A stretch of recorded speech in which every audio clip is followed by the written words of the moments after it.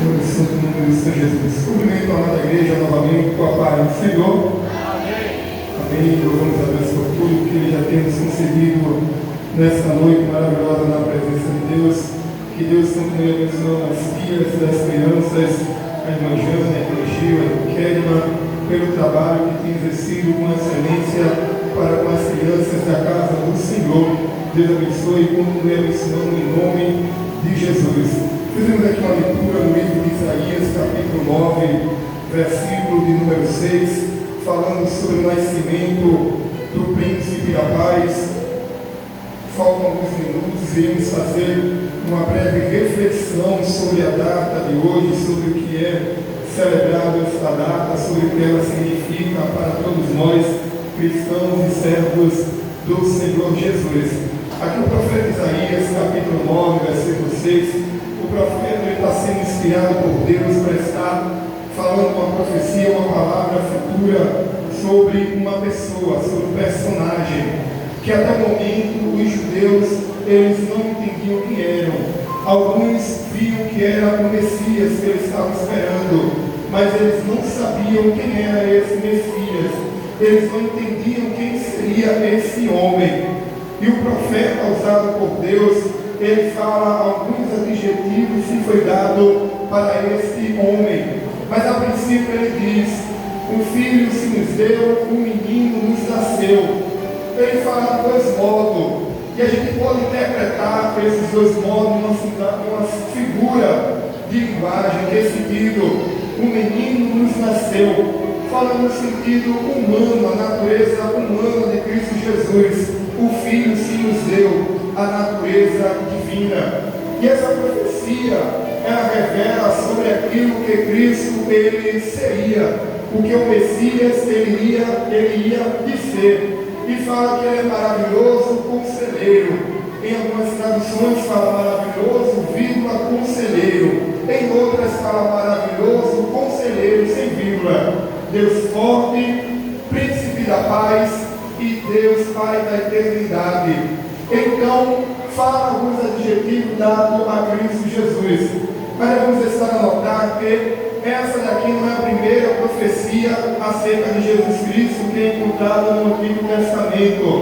Se os irmãos voltarem algumas páginas antes, no capítulo 7, versículo 14, vai estar tendo uma profecia dizendo que ele viria de uma virgem, que a virgem conceberá e dará luz a um filho. Mas se a gente for folhear a Bíblia, principalmente o livro de Isaías, a gente vai ver muitas profecias acerca de Cristo Jesus.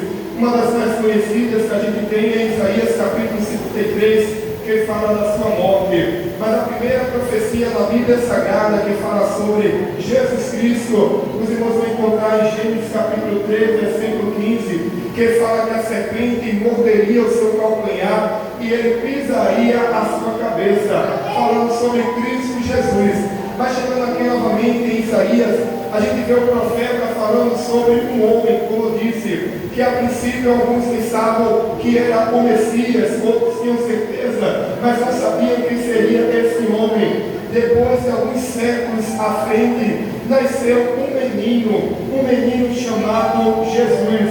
E muitas coisas aconteceram acerca do nascimento dele. Por quê? Porque Deus tinha falado e tinha feito promessas no Antigo Testamento. E devemos ter a certeza de uma coisa, que aquilo que Deus ele fala, ele cumpre. Independente do tempo, independente se passou 10, 15, 20 anos, 100 anos, 200 anos, se passou 1 milênio, 2 milênios, mas aquilo que ele prometeu, ele há de cumprir. Porque a Bíblia diz que Deus não é filho do homem para que minta, nem filho do homem para que se arrependa. A Bíblia diz que existia uma moça chamada Maria, que estava desposada com um rapaz chamado José. Eles eram como que noivos.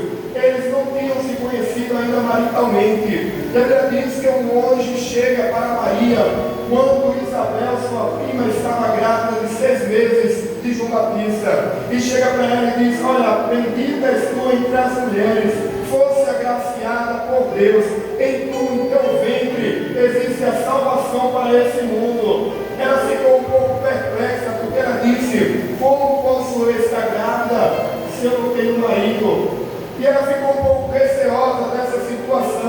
E quando ela contou para José, a Bíblia diz que José, para não querer inflamá-la, ele quer se sair. Mas a Bíblia diz que o anjo foi até José e lhe revelou em sonho a vontade de Deus sobre a vida daquele casal. Eles não estavam entendendo, mas Deus é assim. Às vezes Ele age na nossa vida de uma maneira que a gente não entende. Mas a Bíblia diz: o que eu faço hoje, tu não sabes, mas saberás depois. Mas essa reflexão a gente vai conseguir entender sobre o trabalhar de Deus na vida de Maria e na vida de José. A Bíblia diz que agora existe um reafirmamento na época ali dos judeus. Era necessário que cada família voltasse para onde nasceu para fazer a contabilização dos que nasceram naquela cidade. Aonde é que estava José e Maria?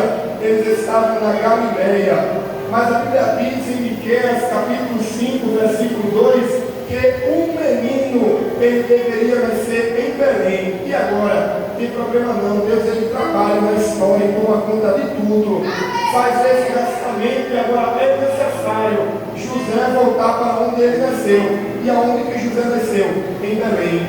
Lá vai José junto com Maria para Belém, para se cumprir o que diz em Miqueias capítulo 5, versículo 2. Deus trabalhando na história, porque Deus não perde o controle de nada, tudo está no controle das suas mãos. E eles estavam lá, estavam agora ali em Belém. E a Bíblia diz que aquele menino nasce, e ele é colocado em uma faixa, e é posto em uma manjedoura. Manjedoura é o lugar aonde põe alimento para os animais.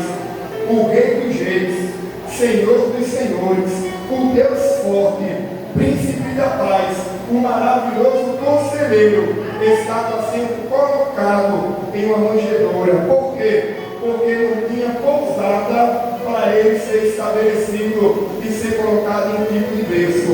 O Rei do mundo estava sendo colocado em um lugar que era dado comida para os animais.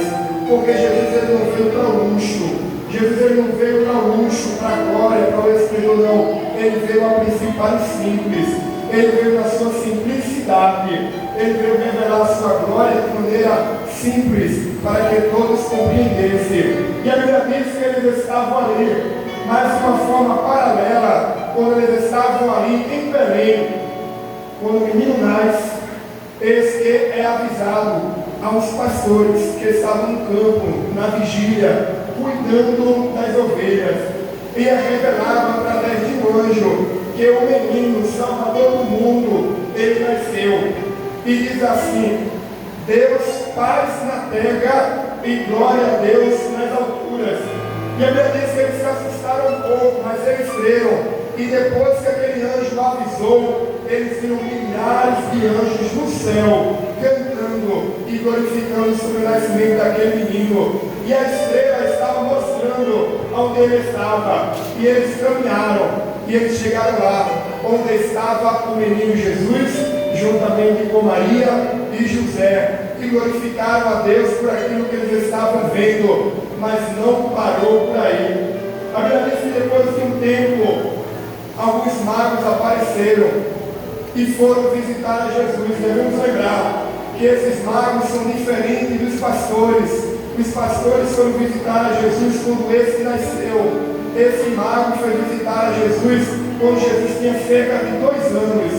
Devemos lembrar também que é importante, às vezes a gente para pensar em um certo número de 3 por causa dos 3 presentes que foram dados, que foi ouro, incenso e mirra. Mas a gente, pela Bíblia, não consegue entender quantos foram visitar a Jesus Cristo. E a gente vê ali que eles foram visitar. E quando eles chegaram e perguntaram lá a Herodes: olha, onde é que nasceu esse menino? A Herodes olhou e perguntou aos escribas: onde é que está escrito que ele há de nascer? E os escribas, que eram aqueles intérpretes da Bíblia do Antigo Testamento, eles disseram: olha, está dizendo que é para nascer em Belém. A Herodes olhou e disse: faça o seguinte, vocês vão, e quando vocês saberem onde ele está, vocês voltam até mim e vocês me ligam, porque eu também quero presentear esse menino. Aquilo era uma jogada de Herodes, Herodes estava querendo matar o menino Jesus. Por quê? Porque ele sabia que, segundo as profecias bíblicas, aquele que viria reinar sobre a Judeia teria nascido em Belém. E ele viu aquele menino como concorrente. Quando aqueles magos foram visitar, a Bíblia fala de magos, não no sentido de feiticeiros, mas no sentido de astrólogos. Eles eram estudiosos das estrelas no céu na época deles. Não eram feiticeiros, eram astrólogos. E eles, quando foram visitar a Jesus, a Bíblia diz que o anjo lhe revelou: olha, não volta por aquele caminho, porque Herodes está planejando algo mal contra Jesus. E a Bíblia diz que eles voltaram por outro caminho. E agora o que é que acontece? Herodes, quando percebeu que eles tinham sido enganados, o que é que ele faz? Ele vai e manda matar todos os meninos de 2 anos para abaixo. Mas o anjo já tinha avisado a José para ele descer para o Egito. Mas por que João descer ao Egito? Porque em Oséias capítulo 11, versículo 1 diz: do Egito chamarei o meu filho. Ele estava controlando a história. Herodes pensava que ele estava adiantado na frente de Deus, mas na frente de Deus ninguém fica. Porque a Bíblia diz em Isaías capítulo 55 que assim como o céu é mais alto que os nossos pensamentos, assim como o céu é mais alto que a terra, os pensamentos de Deus são mais altos que os nossos pensamentos. Herodes estava querendo adiantar, mas Deus já estava na frente de Herodes e já tinha mandado José descer para o Egito para se cumprir a profecia. E a Bíblia diz que José estava lá, depois que morreu Herodes, ele voltou. E agora estava o menino Jesus sendo criado, sendo ensinado juntamente com os seus pais. Agora a gente para pensar. Essa história do nascimento é apenas uma reflexão por causa do horário. O menino Jesus, passando por tantas turbulências em sua vida, e não tinha nem 2 anos de idade, nem 2 anos. Ele nasceu e foi posto numa manjedoura. Quando ele foi apresentado ao templo, 8 dias de nascido, como é a lei, ele foi apresentado com algumas pombinhas.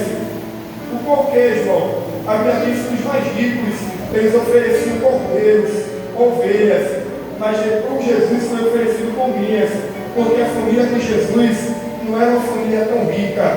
Jesus nasceu numa família simples, colocado numa manjedoura, nasceu numa família simples, correu o perigo de morte desde a sua tenra idade. Por que isso? Se ele estava no céu sendo adorado, os anjos cantam para ele: Santo, Santo, Santo é o Senhor dos Exércitos. Mas ele decidiu vir para a terra, passar por tudo isso. Olha, só por 2 anos de vida. Eu não estou falando nem do que aconteceu depois dos 30 anos, de toda a turbulência da sua vida. Ele escolheu passar por tudo isso, por mim e por você, por amor à minha e à sua vida. Por isso que nós celebramos o Natal. Algumas pessoas às vezes dizem: não tem por que celebrar o Natal. Não foi o nascimento de Cristo que nos trouxe a vida, foi a morte dele. Isso é um pensamento soberbo, é um pensamento mesquinho de não celebrar o nascimento dele, porque nós devemos celebrar, porque ele só morreu porque ele nasceu, e ele nasceu simples, humilde, para um dia morrer por nós, para nos conceder a oportunidade da vida eterna. E foi isso que ele fez por mim e por você, por amor. É tão bonitinho, a gente olha os presentes, a gente olha a história, a gente vê o menino Jesus sendo cuidado, mas Maria, olhando tudo aquilo, ela não imaginava que depois de cerca de 30 anos ia ver o seu filho apanhando, sendo rasgado as suas vestes, sendo flagelado, sendo cuspido, sendo humilhado, sendo crucificado numa cruz. Imagine a dor de Maria, vendo seu filho padecer por mal que ele nunca cometeu, mas por amor àquelas pessoas que estavam fazendo isso com ele. Tudo isso é amor, porque Deus prova o seu amor por nós, dando o seu filho, mesmo nós sendo pecadores. Então o Natal celebra o nascimento do nosso Senhor e Salvador Jesus Cristo. Aí fora não querem mais comemorar, aí fora querem colocar o Papai Noel descendo na chaminé no dia 24, sexta-feira de Cristo. aí fora vão fazer filmes agora, fazer séries, e não colocam mais a história de Cristo Jesus, coloca a história de todo mundo, menos de Jesus. Se vocês forem para o Google pesquisar, o Google sempre que está tendo alguma data comemorativa, ele coloca lá algum significado, mas no Natal ele não coloca Jesus, pouco se importa. Mas nós, como cristãos, nós permanecemos celebrando o dia que o nosso Senhor ele nasceu. Mas não, Jesus não nasceu dia 25 de dezembro, eu não sei o dia que ele nasceu, mas a minha Bíblia diz que ele nasceu, e eu celebro que ele nasceu, porque o nascimento dele, através do nascimento dele, foi me dada a oportunidade de hoje nós estarmos aqui, glorificando ao nosso Deus.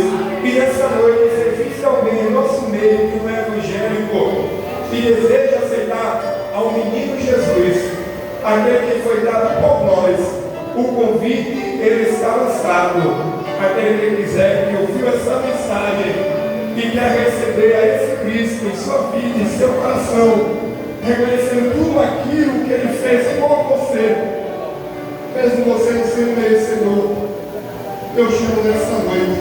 Ele mesmo diz: quem quiser, vem a mim, e vos darei paz, descanso, porque o meu jugo ele é suave, e o meu fardo ele é leve. Então nessa noite Cristo chama para você aceitar esse menino que cresceu, virou adulto, morreu, mas ressuscitou ao terceiro dia, subiu aos céus, mas há de voltar para arrebatar a sua igreja. Nessa noite, quem quiser vir aqui à frente, terá a oportunidade para nós estarmos orando por você, em nome de Jesus. E para a igreja, continuemos celebrando o Natal, celebrando esse momento tão memorável, celebrando que o nosso Senhor, ele nasceu para que pudesse a gente ter a oportunidade de vida eterna para a glória de Deus. Querendo já agradecer a oportunidade em nome de Jesus. Nosso presbítero.